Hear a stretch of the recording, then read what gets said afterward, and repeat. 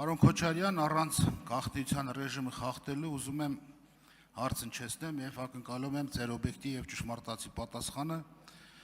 Ուզում եմ զուտ մենակ ասեք, 3 գերատեսչությունների, այդ թվում ներքին գործերի նախարարության, պաշտպանության նախարարության եւ պետական պահպանության ծառայության գծով աշխատավարձներին հատկացվելի գումարի չափը։ Զուտ աշխատավարձ է, սպառազինությունը չէ, տեխնիկական ապահովվածություն չէ։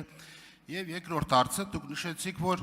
թմրամիջոցների, գողությունների, ճանապարհատրանսպորտային պատահարների չնայած դա լավ է, որ մահվան ելքով գոնե մեկ պակաս է եղել, մահացությունների թիվը աճ ունի գրանցված ներքին գործերի նախարարություն, չնշեցիք ծանր եւ առանձնապես ծանր անձնագործությունների մասով, այդ թվում սպանությունների մասով,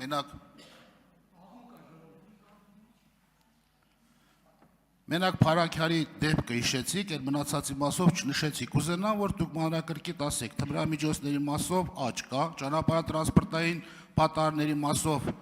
աճ ունեք, գողությունների մասով աճ ունեք, ծանր եւ առանձնապես ծանր անձնագործությունների մասով թվեր չնչեցրեցիք, տոկոսային թվեր նախորդ տարիների ամենատականով։ Կուզենամ նաեւ ծանր անձնագործությունների մեջ առանձնակի նշեք սպանությունների դեպքերի քանակը տոկոսային առումով։ Ես ասեմ Շատ կարևոր է այդ հանցագործությունների կառուցվածքին ծանոթանալ, թե ասենք թե ծանր հանցագործությունների կառուցվածքը ինչպիսին է եղել, այսօր ինչ ունենք։ Այսինքն սպանությունների դեպքերը, տեսեք, վթարների հետ կապված ասացինք, որ ունենք նվազում 43 մահվան դեպք պակաս է։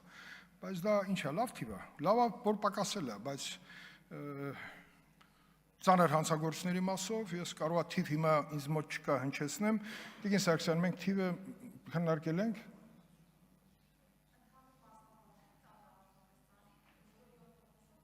0.7% նվազում ունենք, ինչպես ասած, բայց դա փոքր թիվ է։ Որպեսզի դա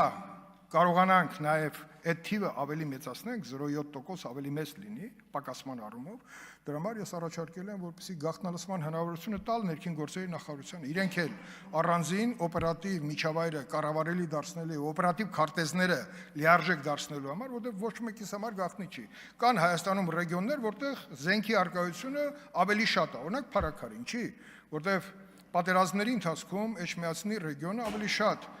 մասնակցություն է ունեցել պատերազմի գործընթացներում եւ շատ զենք կա նաեւ այդտեղ կուտակված եւ պատահական չի որ զենքը մեկ էլ հայտնվում է եւ Փարաքարում եւ Էջմիածնում եւ այլ տեղերում եւս եւ քրեական ոստիկանության նաեւ առաջնահերթ ծրագրային խնդիրներից մեկը պետք է լինի զենքի արգրավումը, բայց դրա համար պետք է լավ միջոցառումներ կազմակերպվեն նախ հայտարարվի, որ սա երևի վերջի փորձն է, որ տրվում է ձեզ, բերեք կամավոր զենքը հանձնեք, որտեղ պատերազմից հետո գիտենք, որ ինչ քանակի հրազենային միջոցներ է ապօրինի հայտնվել Հայաստանի տարածքում եւ ինչ ծավալի միջոցներ ապօրինի նաեւ եկել է Լեռնային Ղարաբաղից Հայաստան, բայց դա պետք է բացահայտել։ Նաեւ ասեմ ձեզ, նախկինում եղել է այսպիսի արատավոր պրակտիկա երկրի ղեկավարները ատրճանակներ են շնորհել խրախուսում հասարակության տարբեր շերտերին, նաև այսպես այն շերտերին, որոնց պետք է չխրախուսեին։ Ունեցել ենք վարչապետ, եթե չեմ սխալվում այդ թիվը, կարծեմ եւ չեմ սխալվում, 630 մի քիչ ավել կամ մի քիչ պակաս ատրճանակ է նվիրվել այդ աշխարհի տարբեր մարդկանց։ Իհարկե դրանց մեջ եղել են բոլորն էլ կուզեցել են զենք ունենան օրինական։ Բայց այդ ծավալի զենքը հետո հիմա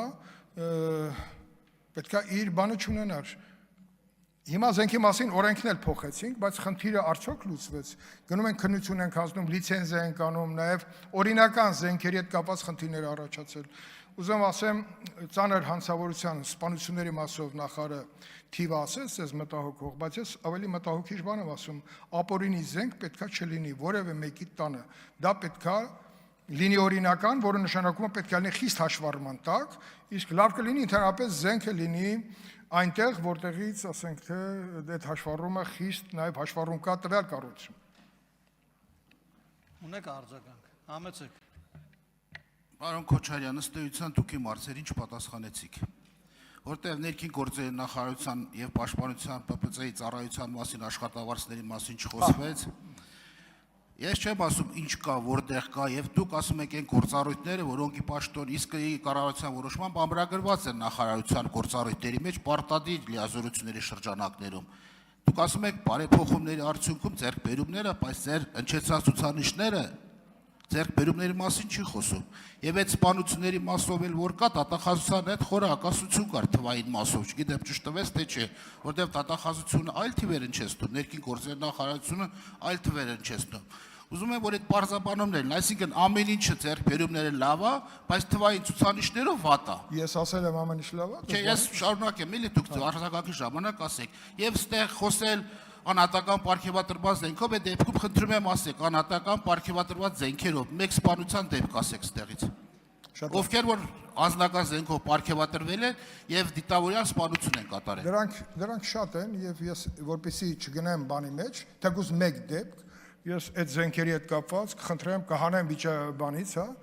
կառույցի, հա, արխիվից եւ եթե ձեզ հետաքրքրում է, ձեզ կտեղեկացնեմ, բայց աշխատավարձերի բարձրացումը պետք է լինի սոցիալական փաթեթից տեսանկյունից, դա շատ կարեւոր է, եւ մեր ուժային կառույցները ունեցել են եւ ունեն հնարավորություն նաեւ որոշակի մեխանիզմներով աշխատավարձի բարձրացման, դա շատ է թե քիչ, ես կարծում եմ, որ պետք է բարձրացնել եւ գտնել այն մեխանիզմը, որի միջոցով բարձրացումը պետք է կապվի կրթության, ծառայության ստաժի եւ որակի հետ։ Դա ատեստացիա ենք դրել անունը, բայց այդ ատեստացիան նաեւ հնարավորություն է տալի անցնել մի փուլ կրթական եւ քննությունների, որը հնարավորություն է տալի նաեւ աշխատավարձի շոշափելի բարձրացման, որը ողջունելի է։ Այդ կառույցների աշխատակիցները արժանի են ունենան շատ բարձր աշխատավարձ, իհարկե դա հիմնականում տրամաբանության շրջանակներ